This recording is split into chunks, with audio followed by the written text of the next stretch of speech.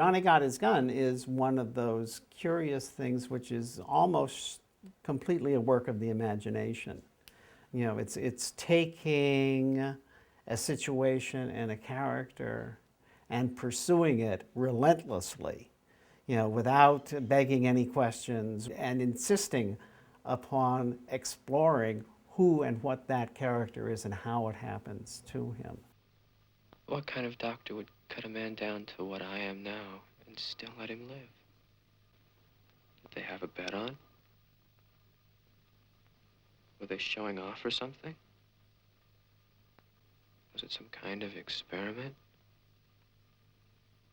No. Nobody would do a thing like that to another man. Nobody could be such a butcher. Trumbo actually wrote the novel Johnny Got His Gun in 1938, and it was published just before the Germans invaded Poland in September of 1939. Johnny Got His Gun won the National Book Award that year for the most original book of the year. Also winning that year were Grapes of Wrath by John Steinbeck and a novel by, or a remembrance by, Saint-Exupéry. The reasons for writing it were, are obvious, because Europe is in a terrible situation.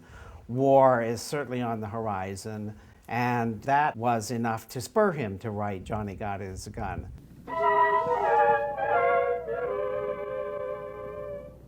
Tonight, James Cagney in Art Jobler's dramatization of the most talked of book of the year, Johnny Got His Gun, by Dalton Trumbo. We tell you of Joe Bonham. 22 years ago, he went to war. They carried him back from that war. They carried him back because he had no arms, no legs, no ears with which to hear, no eyes with which to see, no mouth with which to speak. Today, he lies alone in a room in a hospital close to your city. He's living flesh, and he waits. Your world is shut off from Joe Bonham. He has only the world within his own mind. We tell you of Joe Bonham. I'm the nearest thing to a dead man on earth. There's nothing bigger than life. What's noble about having your legs and arms blown off? What's noble about being blind and deaf and dumb? I'm dead, big guys, and I died for nothing. You hear me? Nothing, nothing. You hear me, big guys?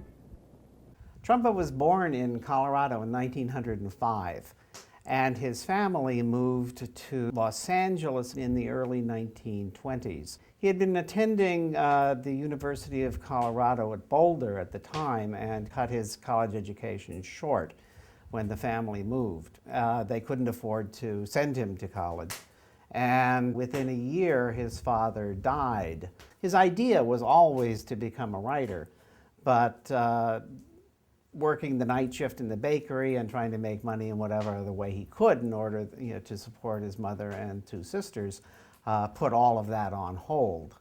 And it wasn't until 1933 and 1934 that he actually started selling material to magazines, initially in Hollywood, and then his first novel was published in 1934, titled Eclipse. At the same time, he was also beginning to work in the motion picture business.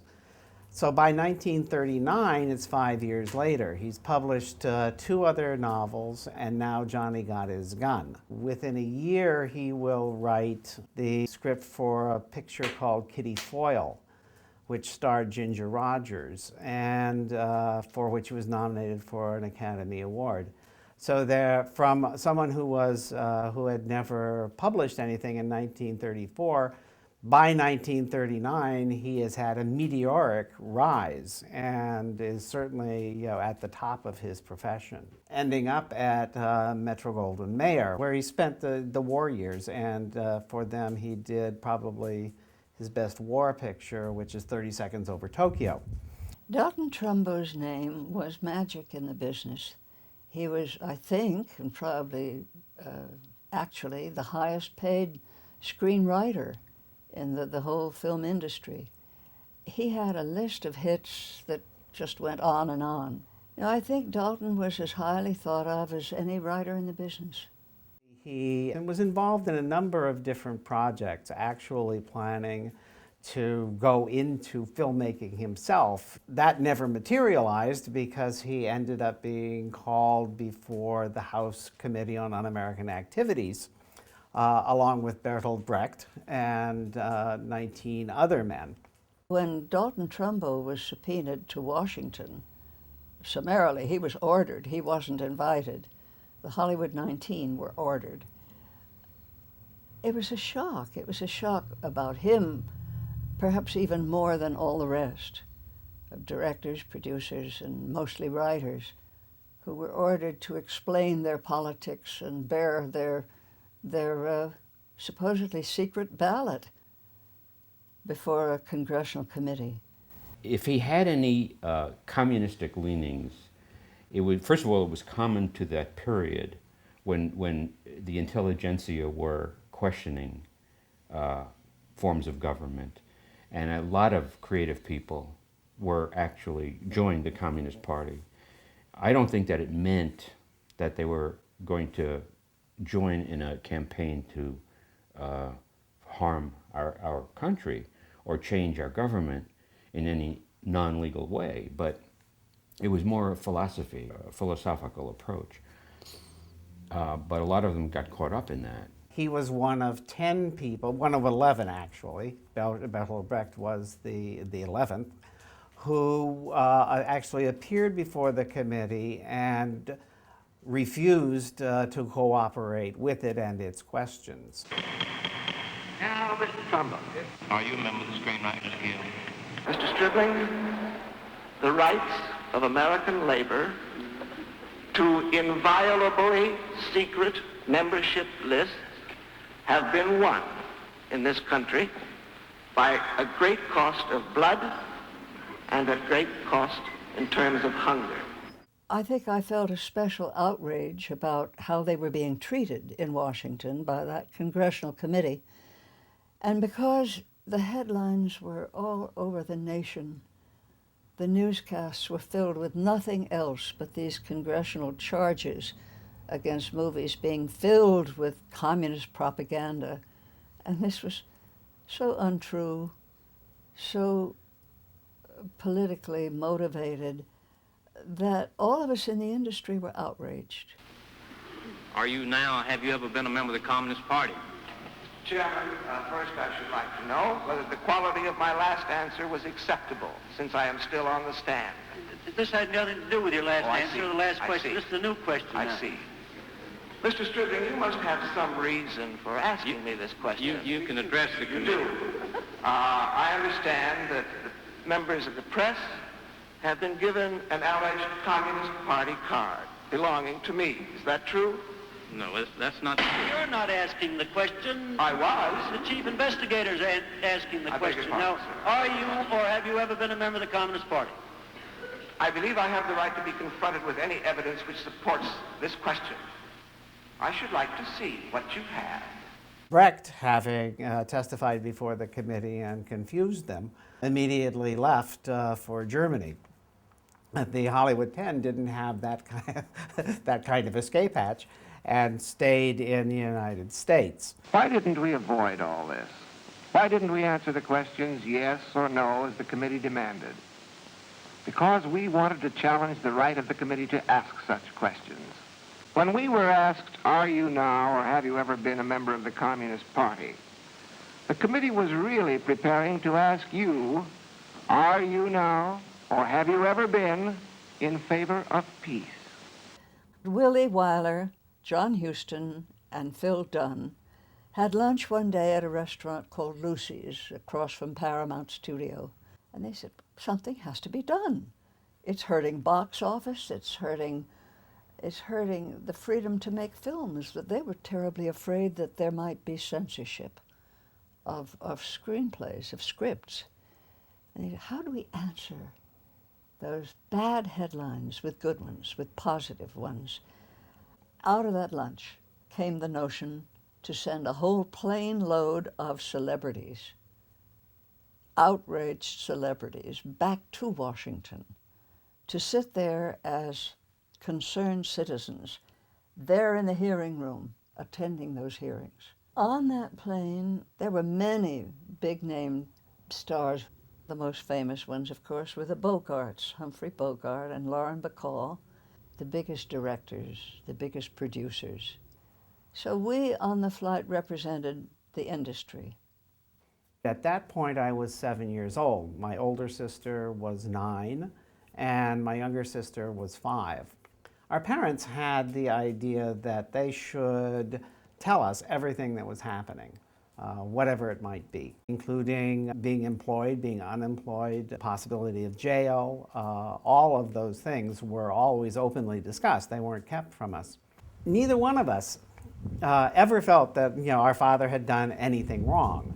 So, and yet at the same time, the government is so remote, it's very difficult to sort of project it as the enemy. The committee actually stopped the hearings at that point because they were unsure of their the legal ramifications of what they were doing, and also the political acceptance of what they were proposing. Contempt was recommended by the committee. It was voted by the House, tried before a judge and jury, and we were convicted. As far as I am concerned, it was a completely just verdict. I had a contempt for that Congress and have had contempt for several since. The studios, a few weeks after the hearings, came forth with what's known as the Waldorf Agreement, which was a meeting at the Waldorf Astoria Hotel in New York, at which they decided that these 10 men would be blacklisted in the film industry. We will forthwith discharge or suspend without compensation those in our employ, and we will not re-employ any of the 10 until such time as he is acquitted or has purged himself of contempt and declares under oath that he is not a communist. So that was the essentially the end of his career as an employed motion picture writer. I didn't see any reason to repent.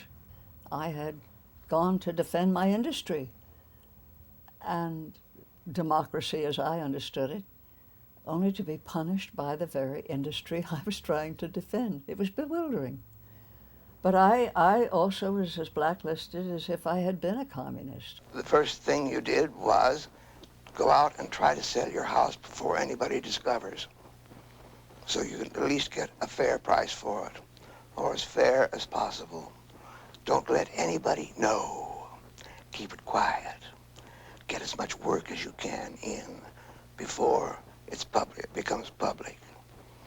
Save every penny you have, sell what assets you have, and get ready to become nobody.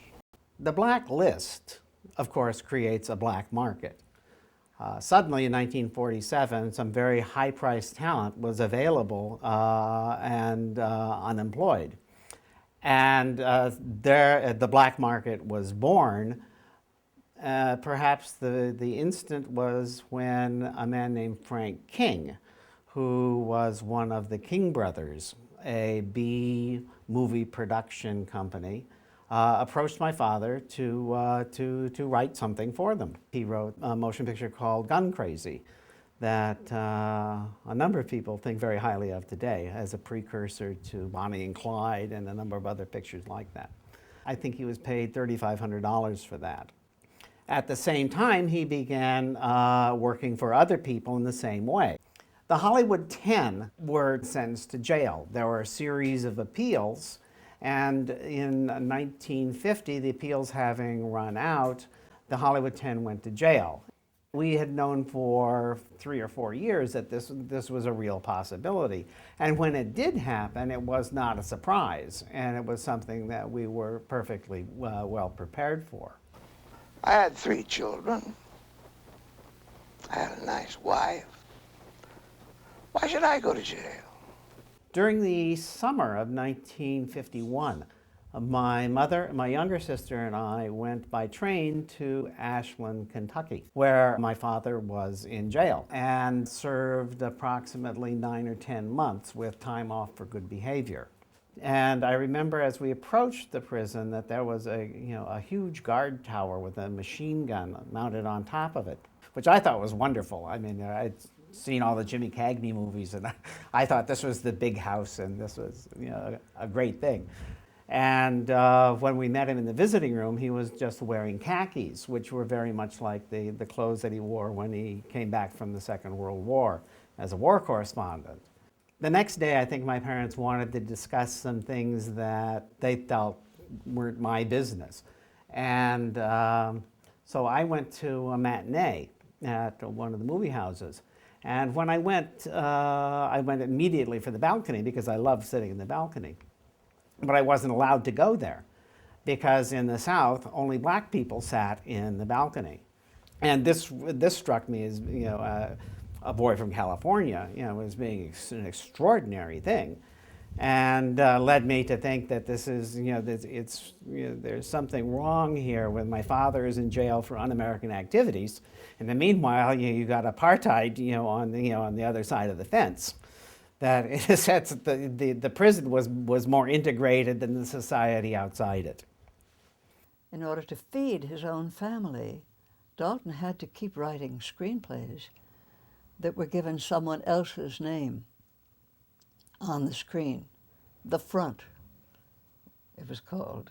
In the case of Roman Holiday, which he had written the script for, his close friend Ian Hunter put his name and fronted the screenplay and did some rewriting on it also.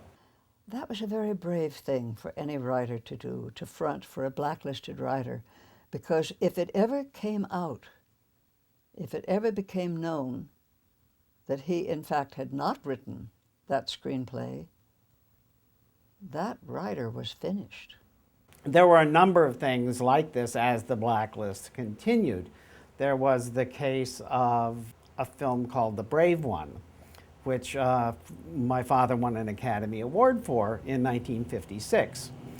The name on the motion picture was Robert Rich as the writer of the original story. Robert Rich was actually the nephew of the King brothers, and the problem with Robert Rich was not that he didn't exist, but that had he appeared before a camera, everyone would realize that he could never have written anything. That was an embarrassing moment as the press became aware that Robert Rich couldn't be found, and it was speculated that a blacklisted writer had actually done it. Mr. Trumbo, did you write The Brave One? Well, you see, I've been accused of writing many pictures in the last 10 years during the period of the blacklist, so I've had to make a policy about such questions. My policy is that I modestly refuse either to confirm or to deny. And in this way, I receive just a little bit of credit from almost every good picture that's made. And for some reason, I never get blamed for the turkey. Later on, my father claimed credit for that, and so that became, a further scandal. But it was that was one of the first breakthroughs by a blacklisted writer. He wrote a little booklet that I don't know is even available anywhere, is certainly out of print, called The Time of the Toad, all about his experience, and it's brilliant. It's Dalton. It's brilliant, it's gutsy, it's irreverent, it's cynical, it's furious. It's absolutely outraged. By the late 1950s, my father and several other blacklisted writers were actually getting to do good films. My father was hired by Kirk Douglas to write Spartacus, which Kirk and Bryna, his company, were doing along with Universal. In December of 1959, after he had finished doing Spartacus, he went to work for Otto Preminger, who had approached him with the Leon Uris's novel Exodus.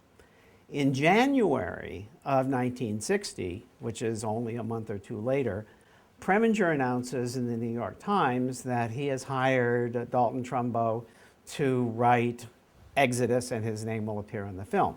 Kirk had intended to put Trumbo's name on Spartacus, but had not yet announced it and not yet done so. So in effect, Preminger was the first person to actually announce that my father's name would appear on a picture. In August of the same year, Kirk Douglas made the same announcement, and in December of 1960, both pictures open. And so my father has Spartacus and Exodus opening the same year. So that ended 13 years without a credit.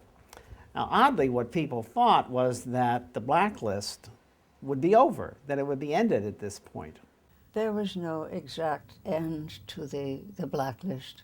What happened was that they discovered, blacklisted writers, directors, actors, is that everybody had to fight the battle to become unblacklisted on their own. By the time it was not an issue any longer, the people making films didn't know my work. There are those, including Ronald Reagan, who maintain there never was a blacklist. There was. After he was blacklisted, his work, in a sense, became much more political. And that after he gets his name back, after Spartacus and Exodus, both of which are highly political films, by the way, he is being hired because he has a political viewpoint that is known and established, and because they want somebody who has strong opinion. One of his problems with America is that it's a country of accountants, people who counted. And I said, what do you mean by that, Dalton? He says, well, look at the American flag. On our flag, and this is not common to many flags, you have stars, and they are to be counted. Right now there's 50 of them. So that symbolized the trait, perhaps, that we have, that everything is to be counted. And I think what he was getting at was everything is commercial and money-based. I think my feeling about Dalton Trumbo starts with the impact the book had on me. It was so emotional, and so deeply felt. And for me, when I read it, it was a classic. You know, it was a book that ranked up there with the classics. And it was coming from a screenwriter, and yet he was writing literature. When Trumbo realized that he was no longer subject to the blacklist and there were many opportunities that were available to him, one of the things he thought of doing was making Johnny Got His Gun as a movie. And at that time, the way he envisioned it was that I would play the part of Joe Bonham, and that my girlfriend, who was an actress and a good one, would play the part of Corinne. And the part of this is fantasy. The idea that I am an actor was was a role in which I didn't see myself being cast. But following that, in 1964, I think it was, late '63, he and Louis Buñuel entered into a discussion of doing Johnny Got His Gun as a movie, that Trumbo would write the script and Buñuel would direct. Trumbo and Buñuel probably first met in Mexico around 1951, 2 or 3. We had moved to Mexico after my father was released from prison. We had thought of going to Europe, but my father was not allowed to have a passport by the United States government. We went to Mexico because Mexico permitted people to come with a tourist card. You didn't need a passport. And we stayed there for about 2 or 3 years. It was there that my father met Louis Buñuel, who had refused to return to Spain after Franco had overthrown the Republic and become the dictator of Spain. Buñuel directed films in Mexico, most famously probably Los Olvidados. Their politics were similar, not the same at all, but but alike. And there was nothing for them to do together because there was no producer who would ever have financed them. When it came up in 1963 or 64, my father was in Rome. And I forget where Buñuel was or why it actually came about. But they had several meetings, and one in Mexico that I'm aware of. And my father was quite excited by it. And that progressed to a certain extent with a full script being written. The two of them collaborated in the sense that a writer and director would. But the project, for whatever reasons, I'm not sure. I think it had to do with schedules and money and the usual ways in which a project contemplated never gets made or gets made under different circumstances later. I personally would love to see that film because Buñuel is surely one of the great filmmakers to have ever lived. It would be nice to know how he would have approached it and put it together. There is one image I know of that Buñuel conceived of, which is in the film itself, which is where Christ, played by Donald Sutherland, is astride a locomotive. And that was, that was a Buñuel image, which my father kept, which is, a wonderful thought, actually. Jesus Christ, astride a locomotive carrying the dead of World War I.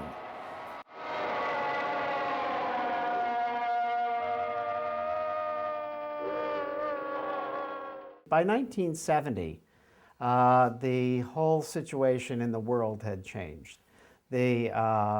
The Vietnam War was at its height. And oh boy, how we hated that. We saw the folly of it, the massive tragedy, what we did. And we said we were saving Vietnam. You don't save a country by burning it down, and that's what we did. Trumbo didn't know what to do about it. What can the artist do? What can anybody do? And what he decided to do was to do Johnny Got His Gun and make it into a movie. It was the best thing that he could do. He could think of no other way of really expressing himself. Dalton was not only going to get his book filmed, he was going to direct it. That scared me because he had never directed before.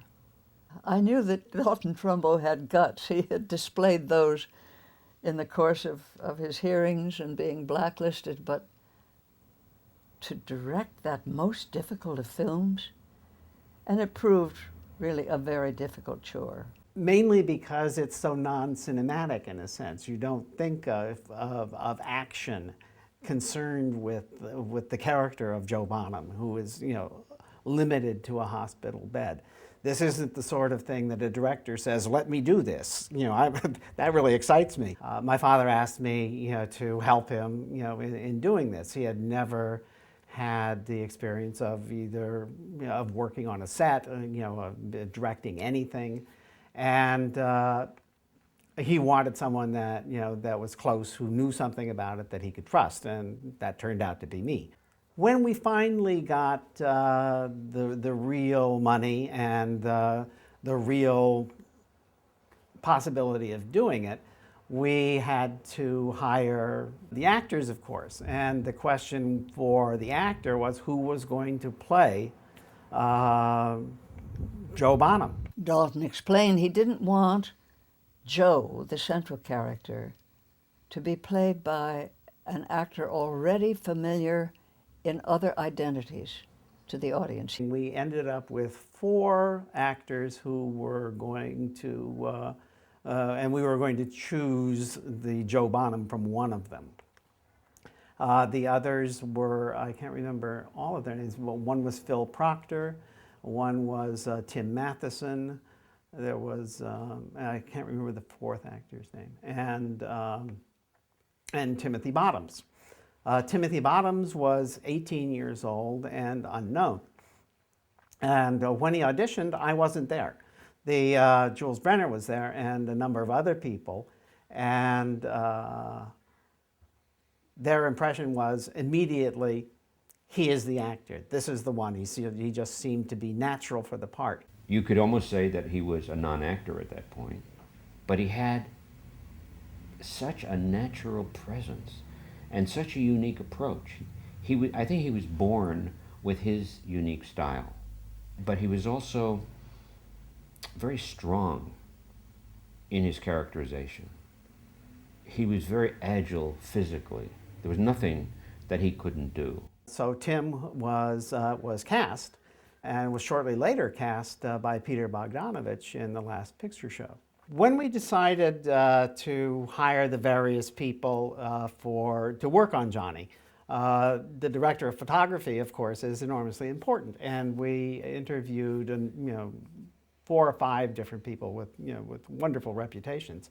And Jules Brenner, who was relatively unknown as a motion picture director of photography, was the one that we decided upon because he and my father seemed to connect in a way. My father didn't want to be dominated by some old-time Hollywood cinematographer that would be telling him what the rules were. I'm in awe of the creative process. Here was the work of a great artist, and here was an opportunity to work with that artist. And so I perhaps held him in more awe than I should have. I was the one that he would describe his own work to. I mean, I felt so privileged about that. So that was one of the reasons that Jules was chosen. It was his willingness and his desire, actually, to be inventive and work in a different way than was traditional. My only thought was, I hope I can do a good enough job to satisfy him. When he sees the images, that he will feel, yes, this is what I had in mind. When we had finally all of this put together, all of our crew and all of our actors, we actually started. We began shooting. The shooting went into it was actually 2 stages. First, we had a scheduling problem with Donald Sutherland. Donald Sutherland was in between Clute and I forget the other one, but he was right in between 2 pictures, and he had 2 days for us. My father saw a physicality about Sutherland that he liked, and he had met Donald Sutherland through Sutherland's work against the war in Vietnam. I remember one approach I used in one scene with him. Now this is Christ. This is the scene where he is in the workshop, and he is talking to Johnny before Johnny goes off to war. And what I had decided to do was to try to evoke the feeling in terms of light of how he would look in the desert. Jesus Christ in the desert. It seemed appropriate. I actually put my key lights on the floor so that it would be an uplight and a soft light, like light bouncing off a desert floor. That was my concept, but that created certain challenges for an actor to work around lights on the floor. So I mentioned to him what I was trying to do, and he was absolutely with me. So, I thought he was wonderful. And I thought the image of Christ that he created with his beard and his long hair was stunning. Since your real life is a greater nightmare than your dreams, it would be cruel to pretend that anyone could help you. What you need is a miracle. I think we started our production with all the war scenes in this location in Chatsworth. And we dug the trench, and we went into night footage where we did the actual explosion that caused Johnny to lose his arms and legs.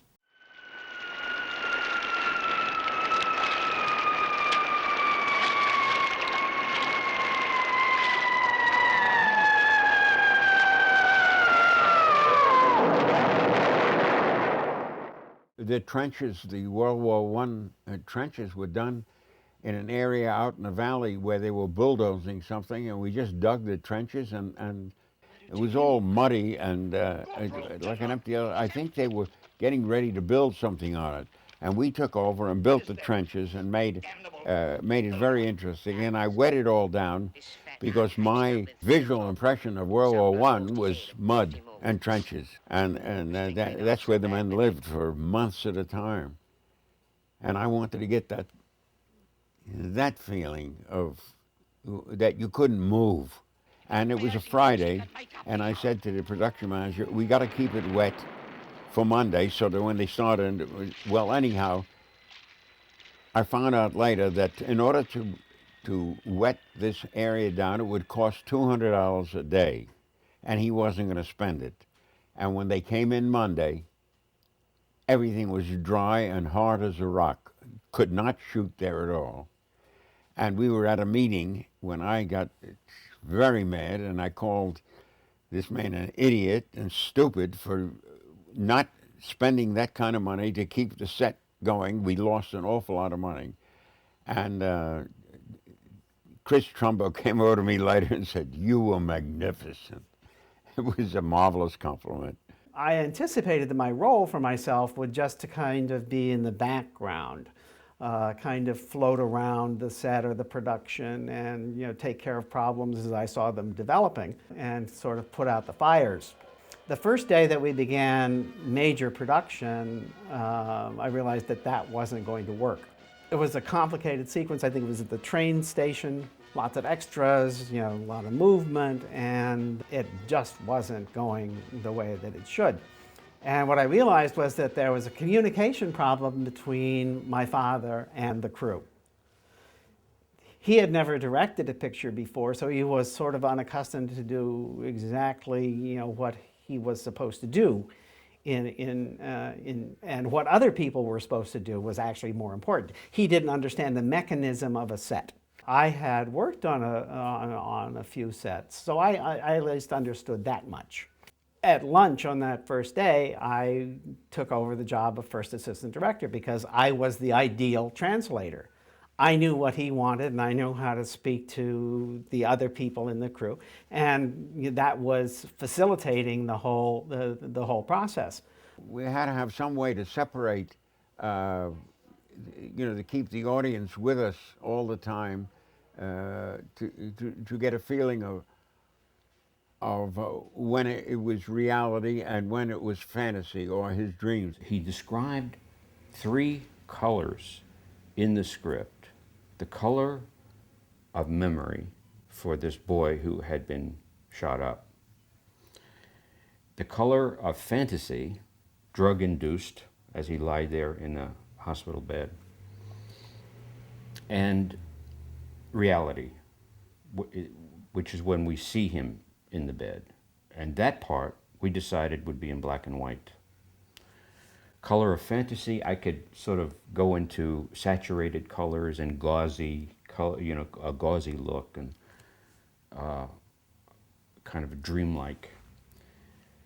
And to have these 3 different approaches visually in one film was a wonderful challenge to a cinematographer. You know, you can't do better than that. It was Jules who suggested that we could use a filter, you know, in the color process to suggest a different state of awareness on the part of Joe Bonham when he is given morphine. But one of the problems technically was how to handle the black and white in particular, whether to shoot on black and white stock or color stock and then desaturate it to black and white. In one way, I was shooting for using the black and white stock, but by this time the laboratories their machines were adjusted for the thickness of the color stock, and so it was very difficult technically for them to move over to an actual black and white stock. So we talked about shooting in color and desaturating, and basically that's what we did. But we ended up using color stock once the lab had worked out all the technical factors. But one of the things I did in the black and white sequences, this was harsh reality. And so there were no filters. It was as sharp as, straight through the lens, no other manipulation. Oh, yes, I know. I've still got my feeding tube. When am I going to be able to feed myself? When am I going to get well? There were two parts that my father had decided needed to be played by specific actors before we began. And one was the part of Jody Simmons, who is the boss of the bakery. And that was going to be Don Red Barry. I'm the boss. This is champagne. Merry Christmas. The other part was the mother of Joe Bonham, which was to be played by Marcia Hunt. And Marcia Hunt has wonderful qualities as an actress and was also blacklisted, and he was intent that she should play this part. Someday, those feet are going to get so dirty, they'll never wash clean. I was in a play in Beverly Hills, and Dalton Trumbo called me the next day, said he had seen me in the play, didn't care for the play, but was very interested in my work. And he wondered if I would be interested in playing a role in Johnny Got His Gun. I knew that title as the most telling, the most overwhelming anti-war statement that had ever been made in the arts. And the idea of being any part of an anti-war film was very dear to me. He sent me the script, and I learned that I would be playing the mother of Joe. His name was not Johnny in the film, it was Joe. But the title is Johnny Got His Gun because of the war song, Johnny Get Your Gun. And of course I wanted to do it. The part most clearly corresponds to his own mother, because his own mother is the model for Joe Bonham's mother in the novel. So there's he had that feeling that she was closest to that maternal sense of things that he had. We considered several people to play Joe Bonham's father before settling on Jason Robards. And he was, of course, he's a brilliant actor.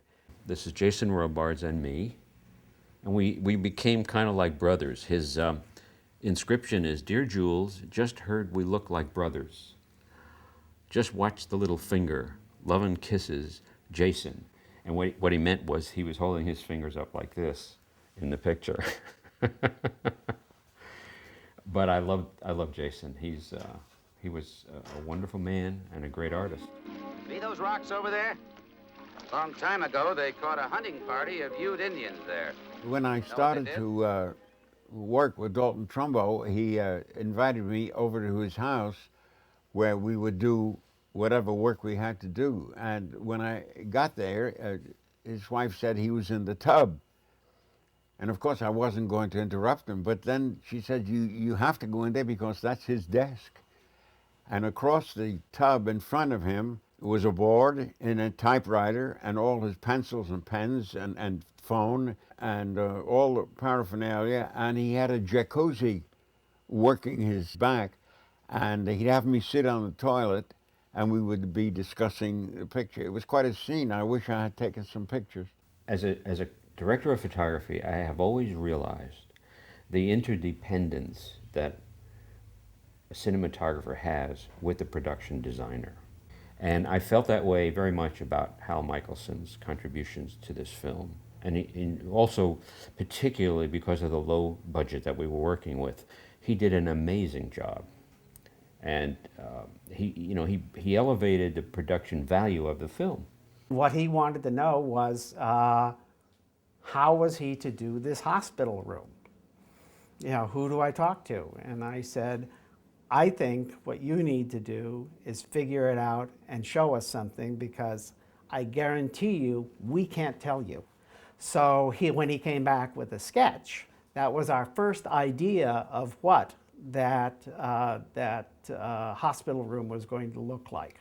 Well, I didn't have to design the hospital room because we were shooting at the Doheny Estate, and was using, which was the American Film Institute, and we were using this mansion as a hospital. And I had to look through the whole place until I found a special room, and I believe, if I remember rightly, with high windows and just stark. And I decided that this should be the room, and I brought in some extra props and everything. It had a very eerie feeling about it, to put this, what they call basket case, and this to be his world. I've just got to do something. Because I don't see how I can go on like this much longer. There was that outdoor night scene. Also another fantastic image, sort of minimalist, where we had the Greek columns, and we had the unicorn, the appearance of the unicorn. You know, all of that is his contribution and his design. That was my Salvador Dali routine, where I could do these things and think these things, but at the same time wonder if it could be done, because there was a problem of time and money again. So in order to do this surreal section of a thing, it had to be designed so that it can be done for no money. He also did a wonderful job when we get into the fantasy sequence where Joe Bonham imagines himself as an exhibition traveling with a carnival, and he's placed in this great carriage. And we had laid out the wagon and all the drawings or designs on the wagon. It was like partially a freak show that was traveling through the desert. We shot it on a lake that is dry and covered with sand that somehow reflects light. It's like a mirror, and I think it gives a mirror image, as if it were on an absolutely glass surface. And I am wearing, I think, a ballerina tutu, a ballet tutu, and wearing some sort of headdress, but with a rather garish old age makeup, and it's a distortion. He was a good boy. He was always forgetting things. It's a very Fellini-esque scene. Yeah, also, it's sort of Buñuel also with the midgets, which Buñuel seemed fascinated with. So and this strange aura of perversity in this exhibition of this living corpse as an attraction for public consumption. So all of these things are enormously suggestive, and we had people who were willing to take the risks with us. Almost all of the incidents in Johnny Got His Gun, the novel and the film, are from my father's childhood. The scene, for instance, where he loses his father's fishing rod is out of my father's life. Father. Yes? I lost your pole today, Father.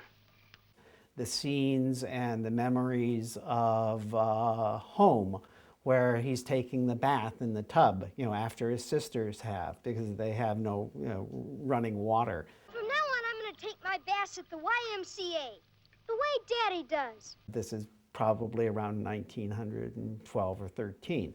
All of those things are out of my father's past.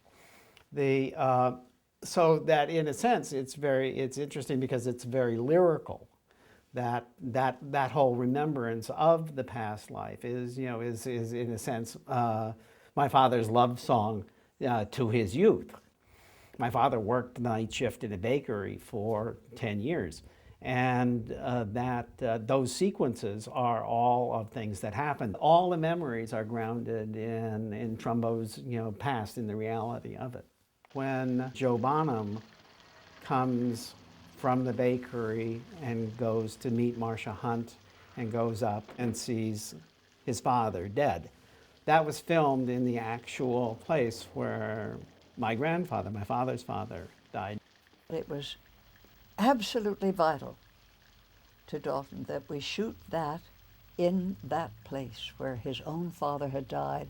There was a staircase so narrow that they had hell's own time dragging all that equipment, that heavy, bulky equipment, up those tiny stairs to the landing and into that room. It was claustrophobic. It was unbelievably hot and crowded, but it's where it had to be done.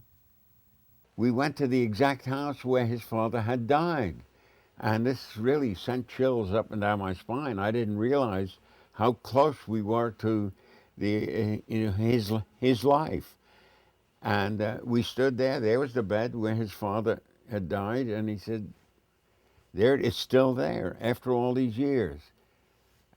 Quite an amazing experience for me. Dalton actually appears in the movie. And it was in a scene, one of the most surrealistic and fantastical scenes that we have in the movie.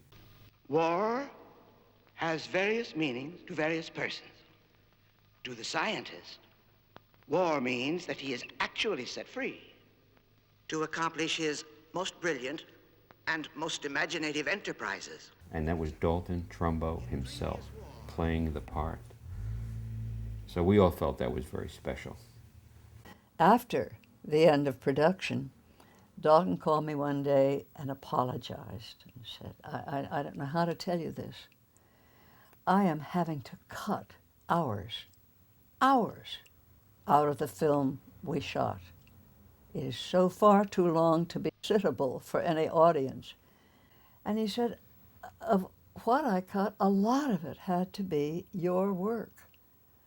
I apologize profoundly for what I've had to do to your role.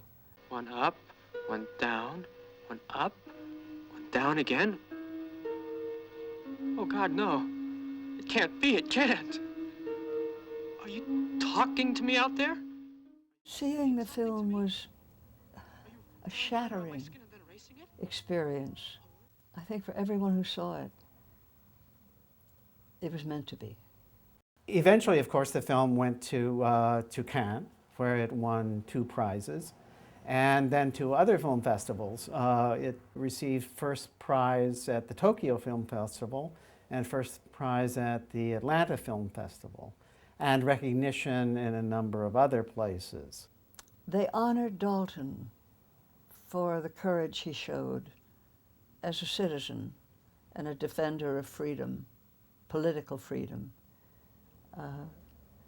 They honored him for all the fine films he had made, and some of which they were only starting to learn he had written. When we finished, he told me that he had another story that he was going to do as his second directorial project, which was Ishi, the story of the last tribe member. And he had written it, and he had a producer, and he thought he might do it in, I think, a year and a half or 2 years' time after we finished Johnny. Sadly, that never came about. After Johnny, he did Papillon as a writer. He wrote Papillon, and he went to, I think it was Spain, and was there on the set working with the director.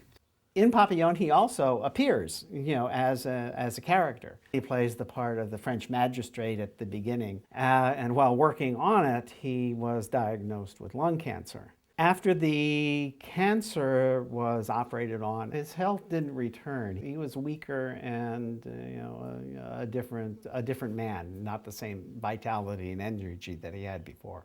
So he didn't have a chance to do anything else as a director. And that's when he passed away, before he had a chance to do Ishi. Dalton owned this. This was given to Dalton. It was, after all, his first film as a director.